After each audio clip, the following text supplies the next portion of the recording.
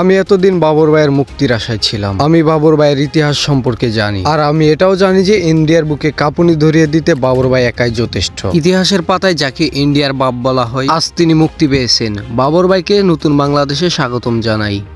অবশেষে ভারতের বুকে একাই কাঁপুনি ধরিয়ে দিয়া লুৎফর রহমান বাবর মুক্তি পেয়েছে, আর সেটা নিয়ে মুখ খুলেছেন মেগা স্টার শাকিব খান। দর্শক, শাকিব খান কি বলেছে তা জানার আগে চলুন লুৎফর রহমান বাবর সম্পর্কে একটু জেনে নেওয়া যাক। ইন্ডিয়ার রিপাবলিক বাংলা চ্যানেলের টক শোতে সাংবাদিক রঞ্জন ঘোষ বাবরকে বলে চিল্লাতে থাকেন, আর সেই টক শোতে অতিথি হয়ে যাওয়া লোকটি বলেন বাবর ইন্ডিয়ার বাপ। দর্শক, বাবর যদি ইন্ডিয়ার বাপ হয়ে থাকে তাহলে বুঝে নেন কতটা বুকের কাঁপুনি ধরিয়ে দিতে পারে এই লুৎফর রহমান বাবর। দর্শক, টক শোতে যে ব্যক্তি এই কথাটি বলেছিলেন তার নাম যদি আপনি জেনে থাকেন তাহলে অবশ্যই কমেন্ট করে জানান। আপনারা এটা জানার পর আমার মনে হয় আপনাদের আর বলার কিছু প্রয়োজন নেই যে লুৎফর রহমান বাবরকে আর তিনি কতটুকু কি করতে পারেন। আর আমাদের মেগাস্টার শাকিব খান বলেন ভবিষ্যতে যদি বাবর ভাইকে নিয়ে কোনো বায়োপিক করা হয় সেটাতে আমি অভিনয় করতে চাই। দর্শক, শাকিব খানের এই মতামতকে আপনি কিভাবে দেখছেন তা অবশ্যই কমেন্ট করে জানাবেন। শাকিব খান এবং লুৎফর রহমান বাবরকে নিয়ে পরবর্তী আপডেট পেতে চাইলে চ্যানেলটিকে সাবস্ক্রাইব করুন।